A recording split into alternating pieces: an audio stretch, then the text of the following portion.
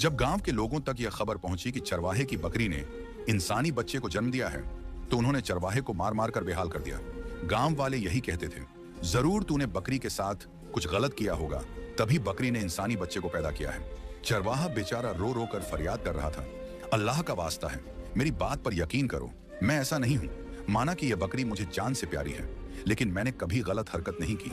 मैं आप सबको हकीकत बता रहा हूँ और यही सच है।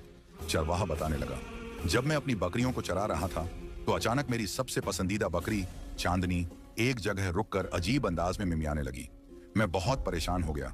मुझे लगा शायद उसने कोई सांप देख लिया है, लेकिन मेरी जान तब निकल गई जब मैंने करीब जाकर देखा कि बकरी के पास एक दूध पीता बच्चा पेड़ के नीचे लेटा हुआ था। मैंने फौरन उस बच्चे को उठा लिया और मेरी बकरी उसे लगातार चाटे जा रही थी। पहले तो मैं हैरान रह गया, लेकिन मैंने बच्चे को देखकर खुदा का शुक्र अदा किया। आप सब जानते हैं कि मैं अरसे से बेऔलाद हूँ, इसलिए मैंने उस बच्चे को उठाकर घर ले आया और उसे अपने बेटे की तरह पालने लगा। गांव वालों ने चरवाहे की बात पर विश्वास नहीं किया और उसके साथ जुल्म की हर हद पार कर दी। उन्होंने उसे मार मार कर गांव से बाहर निकालने का फैसला किया। उसे 2 दिन का समय दिया गया कि वह अपना सामान, बीवी, बकरियां और बच्चा लेकर गांव छोड़ दे। कुछ समझदार लोगों ने सोचा, मामला ऐसा है कि इस पर और तहकीक करनी चाहिए। कभी हमने यह नहीं सुना कि बकरी ने इंसानी बच्चे को जन्म दिया हो। हमें किसी आलिम के पास जाकर इस मामले की सच्चाई पता करनी चाहिए। वे सब लोग एक आलिम के पास गए और सारी बात बताई। आलिम ने मशवरा दिया कि बच्चे की असलियत का पता लगाने के लिए किसी तबीब, डॉक्टर से मदद लेनी चाहिए। गांव वालों ने तबीब को बुलाया। उसने बच्चे का मुआयना किया और कहा, यह बच्चा बिल्कुल स्वस्थ है और यकीनन इंसानों के दरमियान पैदा हुआ है। यह बच्चा बकरी का नहीं हो सकता। गांव वाले अब भी चरवाहे पर शक करते रहे। जब बच्चे के असल बाप का पता नहीं चला तो उन्होंने यही मान लिया कि चरवाहा ही दोषी है। उन्होंने चरवाहे को गांव से निकाल दिया। बेचारा चरवाहा अपनी बीवी, बकरी और बच्चे के साथ दूसरे गांव की ओर चला गया। उसने एक जंगल के पास झोपड़ी बनाकर गुजर बसर शुरू कर दी। वह और उसकी बीवी उस बच्चे को इस तरह पालने लगे जैसे वह उनका ही बेटा हो। चरवाहे की बकरी भी उस बच्चे से बहुत प्यार करती थी। वह अपने बच्चों की तरह उसे सूंघती और अपना दूध पिलाती। फिर खुदा की करनी यह हुई कि चरवाहे के घर के साथ ही एक सौदागर का घर था। उस सौदागर की 2 बीवियां थीं। उसकी एक बीवी बहुत नेक, सलीकेदार और मिजाज की अच्छी थी। साथ चरवाहे की बीवी की काफी दुआ सलाम हो चुकी थी और वे आपस में सहेलियां बन चुकी थीं। सौदागर की नेक बीवी को चरवाहे का बेटा बहुत प्यारा लगता था। वह उसे देखकर अक्सर अपनी आंखों में आंसू भर लेती और कभी कभी उसे गोद में उठा लेती। एक दिन चरवाहे की बीवी ने उससे पूछ ही लिया, बहन, तुम मेरे बच्चे को उठाकर इतनी अफसुर्दा क्यों हो जाती हो? लगता है तुम बहुत दुखी हो और तुम्हारे साथ जरूर कुछ गलत हुआ है। आखिर हुआ क्या है? इतने में सौदागर की दूसरी बीवी, जो उन दोनों की दोस्ती से बहुत जलती थी और बच्चे से बड़ी चिढ़ रखती थी, उनके पास आई और कहने लगी, क्या तुम दोनों आपस में खुसर खुसर करती रहती हो? और यह तुम्हारा बच्चा कितनी बुरी आवाजें निकालता है। तुम हर रोज मुंह उठाकर हमारे ही घर क्यों चली आती हो? अपने घर में रहा करो। सौदागर की नेक बीवी की आंखों में आंसू आ गए। वह हक्की बक्की रह गई और आंखों में आंसू भरे फौरन अपने घर लौट आई। शाम को जब चरवाहा बकरियां चराकर घर लौटा तो उसकी बीवी ने रोते हुए सारा मामला बताया। उसने कहा, मैं साथ वाले घर गई थी। वहां सौदागर की एक बीवी, जो बहुत नेक और पारसा है, मेरे बच्चे को देखकर हमेशा खुश होती है और आंखों में आंसू भर लेती है। मैंने उससे वजह पूछी तो वह कुछ बताने ही वाली थी कि सौदागर की दूसरी बीवी आ गई और मुझे डांट कर घर से बाहर निकाल दिया। चरवाहा यह बातें सुनकर गहरी सोच में पड़ गया। उसने कहा, हो ना हो, दाल में जरूर कुछ काला है। मुझे लगता है कि सौदागर की जो शातिर बीवी है, उसके दिमाग में जरूर कुछ न कुछ शैतानी चल रही होगी। तुम ऐसा करना, मौका पाकर फिर उनके घर जाना और हकीकत जरूर मालूम करना। हो सकता है हमारे बेटे का असली बाप पता चल जाए। चरवाहे की बीवी बोली, ठीक है, मैं कल जरूर जाऊंगी। दूसरे दिन जब चरवाहा बकरियां चराने चला गया तो उसकी बीवी मौका पाकर सौदागर के घर पहुंची। सौदागर की शातिर बीवी कुलसूम बाजार गई हुई थी और सौदागर की दूसरी मासूम बीवी जरीना घर पर अकेली थी। जब जरीना ने चरवाहे की बीवी को घर आते देखा तो वह तुरंत बच्चे को लेकर उससे खेलने लगी। जरीना बच्चे से बातें करते हुए बोली, पता है तुझे, मेरा भी तुम्हारी तरह एक खूबसूरत बेटा था, बिल्कुल तेरी ही शक्ल का, लेकिन पता नहीं कहां खो गया। मुझे तुझ में वही दिखाई देता है। समझ में नहीं आता, मेरे बच्चे को जमीन खा गई या आसमान निगल गया। मेरा बच्चा कहीं नहीं मिला। चरवाहे की बीवी चौकन्नी हो गई और कहने लगी, बहन, तेरे साथ क्या मामला पेश आया? जरा मुझे खुलकर बता, तू इतना क्यों रोती है? फिर सौदागर की मासूम बीवी जरीना अपनी कहानी सुनाने लगी। मैं सौदागर की दूसरी बीवी हूँ। दरअसल मेरे शौहर की पहली बीवी से कोई औलाद नहीं थी, इसलिए मेरे शौहर ने मजबूरी में मुझसे दूसरी शादी कर ली। अल्लाह ताला ने कुछ महीनों बाद मुझ पर करम किया और मैं हामला हो गई। मेरे शौहर की खुशी का तो कोई ठिकाना नहीं था। वह मुझसे बहुत प्यार करने लगे, लेकिन यह बात कुलसूम को बिल्कुल पसंद नहीं थी। वह बहाने से मुझसे झगड़ा करती और तरह तरह की बातें सुनाती। कई बार तो उसने मुझे मारने और मेरा बच्चा गिराने तक की कोशिश की, लेकिन वह हर बार नाकाम रही। जब बच्चा पैदा होने के दिन करीब आए तो मुझे रोज रात एक अजीब ख्वाब आने लगा। ख्वाब में एक औरत होती थी जिसका मुंह ढका हुआ रहता था। वह मुझसे मेरा बच्चा छीन कर भाग रही होती थी। मैं डर के मारे जाग जाती और अपने शौहर को यह सब बताती। शौहर कहते कि यह तुम्हारा वहम है, तुम इस हाल में ज्यादा मत सोचो, अल्लाह ताला सब बेहतर करेगा। लेकिन मुझे कभी सुकून महसूस नहीं हुआ। हर रात मुझे वही ख्वाब आता था। फिर खुदा की करनी यह हुई कि एक दिन अल्लाह ताला ने मुझे चांद जैसा बेटा अता फरमाया, बिल्कुल तुम्हारे बेटे की तरह। हमारे घर में खुशियां छा गईं। मेरे शौहर ने गरीबों को बहुत पैसा दिया और बदले में वे मेरे बच्चे को ढेर सारी दुआएं देने लगे। लेकिन यह बात मेरी सौतन कुलसूम के दिल में तीर की तरह लगती थी। फिर एक दिन ये कयामत की घड़ी आई। जब हम रात को सो रहे थे तो मैंने अपने बच्चे को बिल्कुल अपने साथ सुला लिया। लेकिन जब कुछ रात के पहर में मेरी आंख खुली तो मैंने देखा कि मेरा बच्चा बिस्तर पर नहीं था। मैं फौरन उठकर अपने बिस्तर से बच्चे को ढूंढने लगी। कभी चारपाई के नीचे देखती, यह सोचकर कि बच्चा कहीं जमीन पर तो नहीं गिर गया। जब मुझे बच्चा कहीं ना मिला तो मैंने आसमान सिर पर उठा लिया और रोने पीटने लगी। मेरा बच्चा कहाँ चला गया? जब मेरे शौहर सौदागर की आंख खुली तो वह भी तड़प कर रह गए। कुलसूम बैठी हुई मुझे तसल्ली दे रही थी। उस दिन से लेकर आज तक हमने मेरे बच्चे को बहुत ढूंढा, लेकिन मेरा बच्चा नहीं मिल सका। इतना बोलकर सौदागर की बीवी फूट फूट कर रोने लगी। इतने में सौदागर की शातिर बीवी कुलसूम घर आ चुकी थी। उसने दोनों की कुछ कुछ बातें सुन ली थी। उसे सौदागर की मासूम बीवी पर बहुत ज्यादा गुस्सा आ रहा था। वह मन ही मन सोच रही थी, ये सौदागर की बीवी कहीं मेरा राज ना खोल दे। और यह जरीना इस चरवाहे के बेटे से इतनी जुड़ी क्यों है? कहीं यह वही बच्चा तो नहीं जिसे मैंने अपना शिकार बनाया था? फिर उसने अपने मन को झटका और बोली, नहीं नहीं, इसको तो मैं अच्छी तरह जमीन में दबा आई थी। वह बच्चा जिंदा कैसे हो सकता है? जरूर यह मेरा वहम होगा। मैं भी ना क्या क्या सोच लेती हूँ। लेकिन उसे सुकून नहीं आ रहा था। वह यही सोचती रही कि जहां मैंने बच्चे को दबाया था जाकर देख लूं, कहीं वहां से बच्चे को किसी ने निकाल तो नहीं लिया। वो सोचने लगी, अब तक तो बच्चे की हड्डियों का ढांचा बन चुका होगा। फिर वह मौका पाकर जल्दी से जंगल की तरफ भागी जहां उसने जरीना के बच्चे को दफन किया था। वह जल्दी से वहां की खुदाई करके बच्चे को ढूंढने लगी। इधर चरवाहा भी उसी जंगल में बकरियां चरा रहा था। चरवाहे की वही बकरी चांद की नजर उस औरत पर पड़ी। बकरी उस औरत को गौर से देखने लगी और सोचने लगी, हो ना हो यह वही औरत है जिसने उस रात बच्चा यहाँ लाकर फेंका था। कुलसूम हैरान परेशान हो रही थी। उसने जब गड्ढे में देखा तो बच्चे का नामो निशान भी नहीं था। वह पागल हो रही थी, सोचते हुए आखिर बच्चा कहाँ गया? शायद कोई बच्चा यहाँ से निकाल कर ले गया हो। फिर उसने सोचा, यह तो और भी अच्छी खबर है, क्योंकि अब वह बच्चा किसी के पास पहुंच ही नहीं सकता। इतना सोचते हुए वह घर लौट आई। सौदागर की शातिर बीवी कुलसूम ने सौदागर को भी अपनी मुट्ठी में किया हुआ था। वह बेचारी जरीना के खिलाफ उसके कान भरती रहती थी। यह तुम्हारी दूसरी बीवी जरूर मनहूस है। अल्लाह ताला ने तुम्हें खूबसूरत बेटे से नवाजा था, लेकिन यह खुद ही अपने बच्चे को खा गई। सौदागर अब जरीना से कुछ खास प्यार नहीं करता था और उसके पास कम ही जाता था। एक रात जरीना फिर से ख्वाब में डर गई। उसे वही ख्वाब बार बार आ रहा था कि उसका बच्चा उसकी गोद में है और एक औरत उसे छीन कर भाग जाती है। ख्वाब से उठकर वह चीखने चिल्लाने लग गई। सौदागर उसके पास आया और उसे तसल्ली देकर चुप कराने लगा। तुम्हें क्या परेशानी है? क्यों रो रही हो? सौदागर ने जरीना से पूछा। जरीना ने बताया, आज फिर मुझे वही ख्वाब आया कि एक औरत मुझसे मेरा बच्चा छीन कर ले जा रही है और मैं कुछ नहीं कर पा रही हूँ। कुलसूम भी यह बात सुन रही थी। उसे बहुत गुस्सा आया और वह बोल ही पड़ी, तुम क्यों बार बार मुझ पर इल्जाम लगा रही हो? जरीना रोते हुए बोली, मैं तुझ पर इल्जाम नहीं लगा रही हूँ, जो मुझे ख्वाब आ रहा है बस वही बता रही हूँ। जैसे जैसे चरवाहे का बेटा बड़ा हो रहा था, उसने अब अपने पिता के साथ बकरियां चराना शुरू कर दिया था। लेकिन चरवाहा हमेशा अपने बेटे को समझाता, बेटा अपना मुस्तकबिल बनाओ, पढ़ाई लिखाई करो, ये बकरियां चराना कोई काम नहीं है। फिर चरवाहे ने अपने बेटे को अच्छी तालीम दिलाने का फैसला किया। इधर ताजिर की बीवी को यह पता नहीं था कि जिस बेटे के लिए वह तड़प तड़प कर जी रही है, वह बेटा उसके पास ही पल रहा है। ताजिर की बीवी को उस लड़के से लगाव होता जा रहा था। वह कभी दरवाजे से छुपकर तो कभी बाहर से उस लड़के को देखती और रोती रहती। इधर चरवाहा अपनी बकरियों को चराने के लिए जंगल गया। अचानक मौसम खराब हो गया। तेज हवाएं चलने लगीं और बारिश बहुत तेज हो रही थी। चरवाहा अपनी बकरियों को इकट्ठा कर एक पेड़ के नीचे बैठ गया और बारिश थमने का इंतजार करने लगा। खुदा की मर्जी यह हुई कि बारिश इतनी तेज थी कि पेड़ की एक वजनी टहनी चरवाहे के ऊपर गिर गई। बकरियां तो वहां से भागकर बच गईं, लेकिन चरवाहा जमीन पर गिर पड़ा। चरवाहे की वफादार बकरी चांदनी चरवाहे को खींचकर वहां से निकालने की कोशिश करती रही। वह बकरी ऊंची आवाज में मिमियाती रही, लेकिन वह बेजुबान चरवाहे को बचा नहीं पाई। चरवाहा वहीं दम तोड़ गया। उस दिन चरवाहे के घर में कयामत टूट पड़ी। चरवाहे का बेटा हसन पास बैठा बिलख बिलख कर रो रहा था। शाम को चरवाहे का नमाज जनाजा हुआ और उसे दफन कर दिया गया। चरवाहे की ख्वाहिश थी कि उसका बेटा पढ़ लिख कर बड़ा आदमी बने और हाफिज कुरान बने। उसकी बीवी ने इद्दत के दिन बड़ी मुश्किल से गुजारे।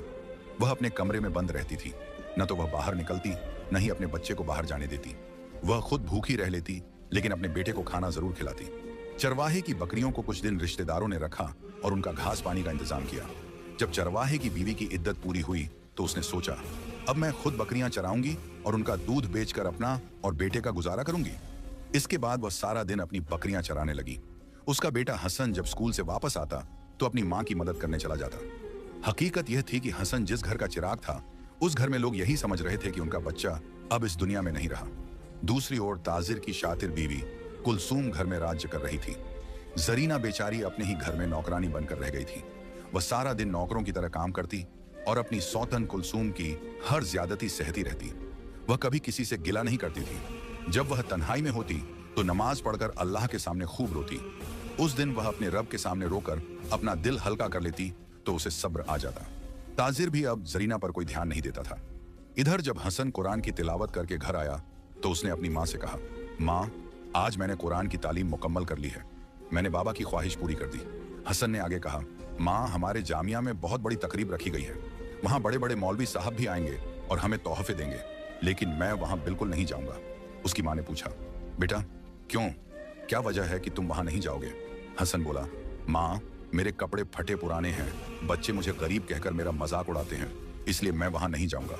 चरवाहे की बीवी ने उसे गले से लगा लिया और कहा, बेटा, मैंने बकरियों का दूध बेचकर थोड़े थोड़े पैसे जमा किए हैं। मैं आज ही बाजार जाकर तुम्हारे लिए अच्छे कपड़े और जूते लाऊंगी। फिर उसने कहा, जो हमारा पास वाला घर है, वहां ताजिर की बीवी ने मुझसे कहा था कि उनके घर में काम कर लिया करो। तो मैंने सारा दिन घर में क्या करना होता है, मैं कुछ देर के लिए साथ वाले ताजिर के घर में झाड़ू पोंछा कर लिया करूंगी ताकि मैं तुझे आगे पढ़ा सकूं। दूसरे दिन चरवाहे की बीवी ताजिर के घर पहुंची। ताजिर की शातिर बीवी चरवाहे की बीवी को गुस्से से देख रही थी। उसका बिल्कुल भी दिल नहीं कर रहा था कि वह चरवाहे की बीवी को काम पर रखे, क्योंकि वह घर का सारा काम जरीना से करवाना चाहती थी। लेकिन जरीना की काफी दिनों से तबीयत ठीक नहीं थी, इसलिए उसने चरवाहे की बीवी को काम पर रख लिया। चरवाहे की बीवी को जरीना पर बहुत ज्यादा तरस आता था, क्योंकि उसने कुछ दिन पहले ही अपनी सारी कहानी चरवाहे की बीवी को सुनाई थी। जरीना बेचारी वाकई खुद को मनहूस समझने लगी थी और कहने लगी, मैं तो घर से बाहर भी नहीं जा सकती हूँ। अब तो जीना मरना इसी घर में है, क्योंकि मेरे माँ बाप भी दुनिया में नहीं है। चरवाहे की बीवी ने उसे बहुत तसल्ली दी और कहा, तू अपने आप को क्यों कसूरवार समझती है? तुम्हारी इन्हीं बातों की वजह से तुम्हारी सौतन ने तुम्हारे शौहर को अपनी तरफ कर लिया। खुद पर भरोसा रखो। अगर अल्लाह ताला ने तुम्हारी एक औलाद छीन ली है तो अल्लाह पाक तुझे दूसरी औलाद अता करेगा। तुम्हारी कौन सी उम्र गुजर गई है? अब तुम मेरा ही हाल देख लो। मैं तो सारी जिंदगी बेऔलाद रही, लेकिन अपने शौहर को दूसरी औरत की तरफ देखने तक नहीं दिया। तुम भी अपने शौहर को अपनी तरफ मतवज्जह किया करो, उसका ख्याल रखो और उसे अपने होने का एहसास दिलाओ। ताजिर भाई अगर कुलसूम का शौहर है तो उतना ही वह तुम्हारा भी शौहर है। चरवाहे की बीवी की बातें जरीना की थोड़ी थोड़ी समझ में आने लगी। अब वही जरीना खुद को संवारने लगी। अब वह साफ सुथरे कपड़े पहनती थी और शौहर की पसंद का ही खाना बनाती थी और अपने शौहर की हर छोटी बड़ी जरूरत का ख्याल रखती थी। ये देखकर कुलसूम के सीने पर सांप लौटने लगे। एक दिन जब चरवाहे की बीवी अपने बेटे को घर पर छोड़कर सौदागर के घर काम पर जाने लगी तो अपने बेटे से कहने लगी, बेटा, आज तुम्हें स्कूल से छुट्टी है, तुम ऐसा करो, बकरियों को चरा कर ले आओ, मुझे अभी जल्दी काम पर जाना है, नहीं तो बीवी जी नाराज हो जाएंगी। इतना बोलकर चरवाहे की बीवी ताजिर के घर आ गई। ताजिर के घर के बाहर एक खुला प्लॉट था जिसमें काफी घास उगी हुई थी। हसन ने अपनी बकरियों को लिया और उसी प्लॉट में बकरियों को घास खिलाने लगा। हसन अपनी बकरी चांदनी को समझा रहा था, यहीं पर रुककर घास खाना, इस घर के अंदर दाखिल ना हो जाना। हसन की बकरी चांदनी बहुत ज्यादा समझदार थी और वहीं पर रुककर घास खाने लगी। हसन उस घर में घुसकर अपनी माँ के पास चला गया। उस दिन जरीना को बहुत ज्यादा बुखार था और ताजिर भी अपनी बीवी का बहुत ख्याल रख रहा था। पूरी रात उसने अपनी बीवी के पास गुजारी। यह देखकर ताजिर की बीवी कुलसूम जल भुन कर रह गई। अगर उसका बस चलता तो वह कभी भी ताजिर को जरीना के पास जाने न देती। कुलसूम अब दिमाग में यही सोच रही थी, यकीनन ये चरवाहे की बीवी है जो इसे पट्टियां पढ़ाती है, वरना जरीना में इतनी अकल कहां से आ गई। वह जब भी बीमार होती थी तो ताजिर कभी उसे पूछता भी नहीं था और आज इसका इतना ख्याल रख रहा है। वह इन्हीं सोचों में गुम थी। इधर जरीना के दिल की धड़कनें बहुत तेज हो चुकी थी, क्योंकि उसके घर में हसन ने अपने कदम रखे थे। माँ तो माँ होती है, आखिर उसने हसन को पैदा जो किया था। हसन अभी बच्चा था और गरीबी में पला हुआ था। उसने तो कभी कीमती खिलौने देखे भी नहीं थे, लेकिन जहां वह खड़ा था उसी कमरे में कुलसूम की बेटी के खिलौने पड़े हुए थे। हसन ने शीशे की अलमारी से खिलौने निकाले और वहीं पर बैठकर खेलने लग गया। कुलसूम की बेटी भी कुलसूम की तरह बड़ी लड़ाकू थी। हसन ने जब उसके खिलौने को हाथ लगाया तो वह चिढ़कर हसन को मारने लगी और जल्दी से अपने खिलौने उसे छीन लिए। हसन बेचारा फूट फूट कर रोने लगा। इधर चरवाहे की बीवी किचन में बर्तन धो रही थी। जब जरीना ने बच्चे के रोने की आवाज सुनी तो बेसाख्ता उसके मुंह से निकला, यह तो मेरा बच्चा रो रहा है। लेकिन ताजिर यही समझ रहा था कि जरीना बुखार की वजह से ऐसा बोल रही है। जरीना तो दीवानों की तरह फौरन कमरे से बाहर भाग गई। जब उसने हसन के करीब जाकर उसे रोते हुए देखा तो न जाने उसे क्या हो गया। उसने फौरन हसन को सीने से लगाया और कहने लगी, ना मेरे बच्चे, अब मत रोना, क्योंकि तुम्हारी माँ तुम्हारे पास आ गई है। हसन को भी जरीना के सीने से लगकर माँ की गोद का एहसास हो रहा था। इधर बाहर जब हसन की बकरी चांदनी को हसन के रोने की आवाज सुनाई दी तो वह तुरंत ताजिर के घर में घुस गई। बकरी की आंखें सुर्ख लाल हो चुकी थीं। वह कुलसूम की बेटी को घूर कर देख रही थी। इससे पहले कि बकरी बच्ची पर हमला करती, कुलसूम भी कमरे से बाहर आ गई। इस वाक्य को चाहे अरसा गुजर चुका था, लेकिन वह बेजुबान बकरी कुलसूम को पहचान चुकी थी। ये वही औरत थी जिसने कई साल पहले इस मासूम बच्चे हसन पर बहुत जुल्म किए थे। हसन को जमीन में गाड़ने वाली और कोई नहीं बल्कि यही औरत थी। बकरी ने न तो कुछ देखा न ही सोचा और कुलसूम पर हमला कर दिया। कुलसूम फौरन जमीन पर गिर पड़ी। बकरी दांतों से उसका चेहरा नोचने लगी। सब लोग डर कर पीछे हट गए। ताजिर यह सब देखकर हैरान था। उसने फौरन बकरी को वहां से हटाने की कोशिश की। जरीना यह सोचकर सहम गई कि आखिर ऐसा क्या हुआ जो इस बेजुबान जानवर ने कुलसूम पर हमला कर दिया।